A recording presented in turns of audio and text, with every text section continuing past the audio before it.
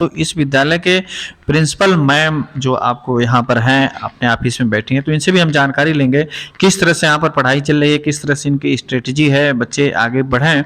तो सबसे पहले आपका हमारे चैनल में स्वागत है मैम। Thank you. क्या नाम है आपका? My name is Rani Rai. Rani राय।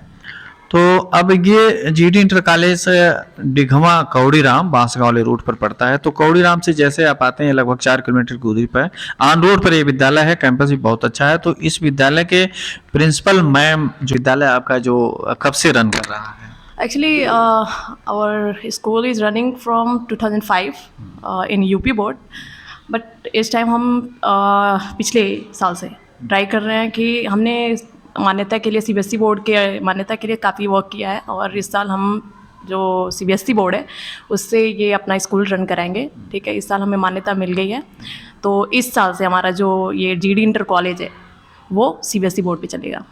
चलिए, बहुत अच्छा है। तो मैम मैं आपके यहाँ कैंपस इतना बेहतरीन है और इसके बारे में क्या कहना चाहते हैं? एक्चुअली फर्स्ट क्राइटेरिया ये होती है कि हमें कैंपस दिखाना ही होता है, क्योंकि पेरेंट्स जो होते हैं वो बेसिकली ये चाहते हैं कि फिजिकली हमारा बच्चा कैसे अट्रैक्ट करेगा, मतलब कैसे यहाँ पे फिजिकली फिट रहेगा। देखिए, बच्चों के फोकस जो स्टडी होती है सिर्फ मेंटल हेल्थ काम नहीं करता, उसमें क्या होता है, फिजिकली जो फिटनेस होती है बहुत ज़्यादा इंपॉर्टेंट रोल प्ले करती है। क्योंकि अब बताओ, जैसे हमने मान लो एक्स्ट्रा करिकुलर एक्टिविटी हम नहीं करा रहे हैं, तो बच्चे थोड़ा सा मंद होते हैं, थोड़ा सा उनको लगता है कि सिर्फ स्टडी स्टडी स्टडी, तो लाइक बच्चे उससे दूर भी भागना स्टार्ट करते हैं।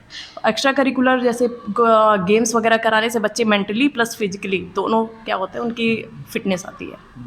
तो ये हमारा फोकस रहता है कि हम बच्चों को विजन फोकस कराएं, विजन उनका डिसाइड करने में हेल्प करें, और मेंटल और फिजिकल हेल्थ पे ध्यान देते हैं। अच्छा, एक चीज़ बताइए, जैसे आपके यहाँ PTM तो सब विद्यालयों में होता है, तो PTM में क्या गार्जियन आते हैं, उनकी उपस्थिति रहती है? हाँ, बेसिकली हमने हर बार हमारे यहाँ एक्चुअली 4 सेशंस होते हैं, 4 एग्जामिनेशंस होते हैं, जिसमें हम हर एग्ज़ाम्स के कुछ दिन बाद जब हमारा सब कुछ तैयार हो जाता है, रिजल्ट वगैरह, उसके बाद हम PTM कंडक्ट कराते हैं। और लाइक हम रिव्यू भी लेते हैं पेरेंट्स से कि आपका बच्चा इतने सेशन में यहाँ पे पढ़ाई किया तो उसमें क्या ग्रोथ आया, अपने पॉइंट्स देते हैं पेरेंट्स, उस पर भी हम लोग वर्क करते हैं। तो PTM हमारे यहाँ 4 to 5, आई थिंक 5 से ज़्यादा ही हो जाते हैं, 7 to 8 PTMs होते हैं, और टीचर प्लस पेरेंट्स का कम्युनिकेशन कंटिन्यूअसली चलता रहता है। चलिए, एक बताइए, बच्चों से हमने जो पूछा, जानकारी लिया है कि बच्चे काफ़ी फ्लुएंटली बोल रहे थे, अपने बारे में बता रहे थे, मुझे क्या बनना है भविष्य में, ये इतना सब कुछ आप लोग बच्चों में पिरो दिया है कि बच्चे एकदम मन बना लिए हैं कि मुझे ये बनना है, ये बनना है। तो ये इसको किस तरह से आप लोग करते हैं? देखिए, हमारा फर्स्ट क्राइटेरिया ही यही होता है कि हम बच्चों का विजन ही डिसाइड करवाते हैं, विजन पे फोकस कराते हैं कि बेसिकली वो चाहते क्या अपनी लाइफ में आगे बढ़ना, क्या है उनका मतलब डिसाइडिंग इंटरेस्टिंग जो सब्जेक्ट्स हैं वो क्लियर करें बच्चे। देखिए, नर्सरी to 5 बेसिकली होता क्या है कि हम बच्चों को सीढ़ी चढ़ना सिखाते हैं, स्टेप वाइज स्टेप। उनको 5th तक ये होता है कि बेसिकली टीचर जो होता है नर्सरी से 5 तक ही पढ़ाता है, होता है ना कि एक मतलब उनको सिखाता है, लर्निंग फेज होती है। 6 के बाद मतलब 6th स्टैंडर्ड के बाद तो बच्चा खुद ही जान जाता है कि हमें पढ़ाई करनी कैसे है, हमारा इंटरेस्ट कहाँ आ रहा है। जब आप नर्सरी to 5 बच्चों पे ध्यान दे देते हो तो वो अपने आप सीढ़ी चढ़ना स्टार्ट कर देते हैं। जहाँ बच्चों का नर्सरी to 5 बेकार होता है, उसके बाद बच्चे खुद ही ट्रैक से इधर उधर, तो पेरेंट्स भी परेशान रहते हैं और टीचर्स भी परेशान रहते हैं, बच्चा पढ़ क्यों नहीं रहता है। बेसिकली पॉइंट यही है कि हम उनको सीढ़ी चढ़ना सिखा ही नहीं पाए।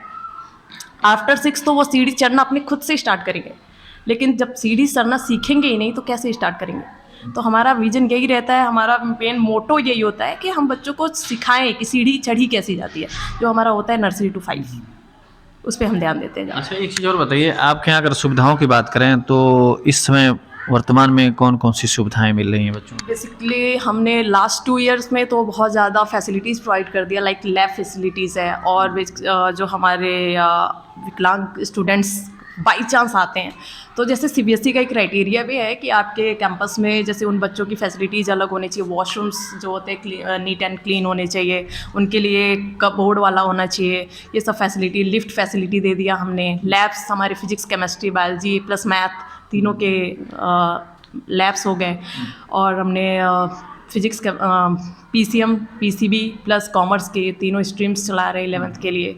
बच्चों के गेम्स के लिए अलग से हमारी प्लान अप रहती है कि कब क्या हमें कौन कौन सा गेम, कौन सा इवेंट कराना है, इवेंट मैनेजमेंट भी होता है। ये सब चीज़ें क्राइटेरिया पे हम ध्यान देते हैं।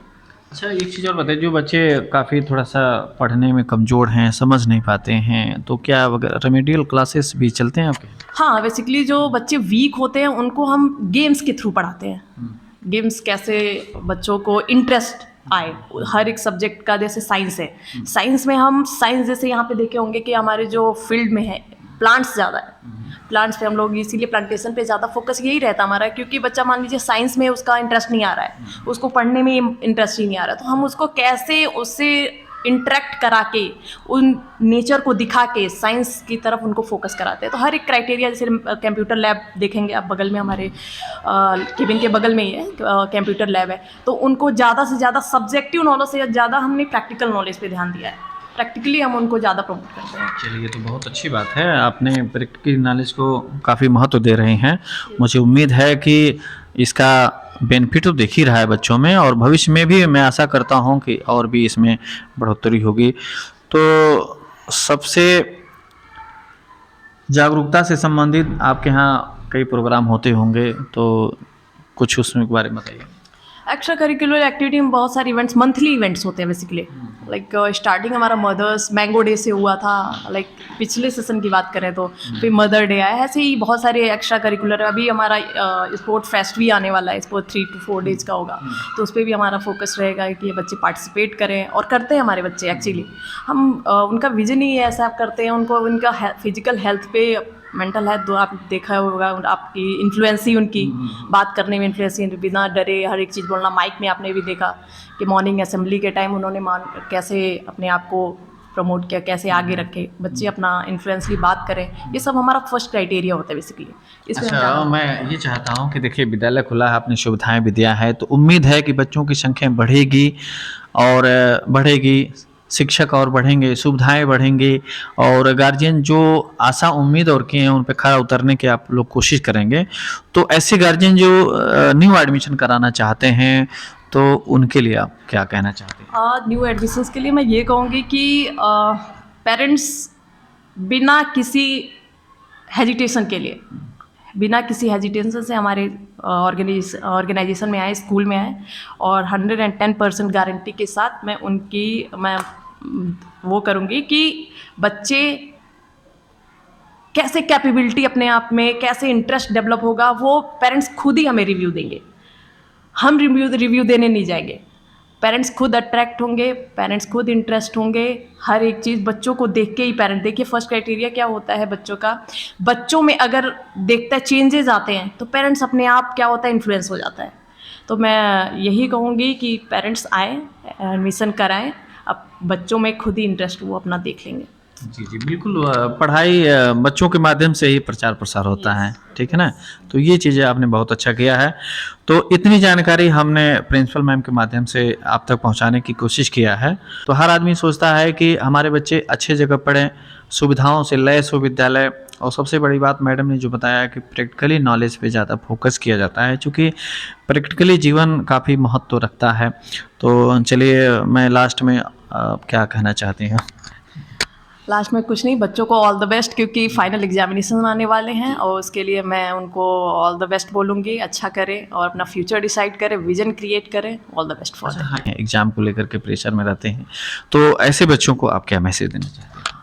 बच्चे एक्चुअली मेरे यहाँ, मेरा फर्स्ट मोटो क्या होता है कि मैं बहुत सारे बच्चे होते हैं, बहुत सारे लेबोरियस बच्चे होते हैं जो एग्ज़ाम के कुछ दिन पहले पढ़ना स्टार्ट करते हैं। बट हम बच्चों का सेशन ऐसा हम लोग डिसाइड करते हैं फर्स्ट चैप्टर के बाद, हर एक के बाद कैसे हम टेस्ट कंडक्ट कराते हैं, तो बच्चों पे हमारे यहाँ एग्ज़ाम से पहले प्रेशर कम आता है। तो जब रिदम रहता है किसी भी चीज़ का, प्रैक्टिस में रहती है चीज़ें, तो एग्ज़ाम से पहले कहीं भी आपको नहीं आएगा, प्रेशर नहीं आएगा। कॉन्टीन्यूअस स्टडी रहेगी तो वो प्रेशर नहीं आएगा। बट ये रहता है कि बच्चे साल भर पढ़े नहीं, फिर फाइनल एग्जामिनेशन आ गया, तो फिर वही रात भर बैठ के पढ़ना, प्रेशर में आना, फ्रस्ट्रेट होना, तो वो चीज़ें तो प्रॉब्लम क्रिएट करती है। मैम ने बताया है कि बच्चों को प्रेशर नहीं लेना चाहिए, और जितना कुछ तैयार है उनको रिवाइज करें, अच्छे से परीक्षा दें, तो कभी भी चिंता से कोई समस्या का समाधान नहीं होता है। तो चलिए, आपने बहुत अच्छी जानकारी दी है हमें अपने विद्यालय के बारे में, कैसे बच्चों को जागरूक किया जाए, क्या सुविधाएं हैं। बहुत बहुत आपका धन्यवाद। जय हिंद।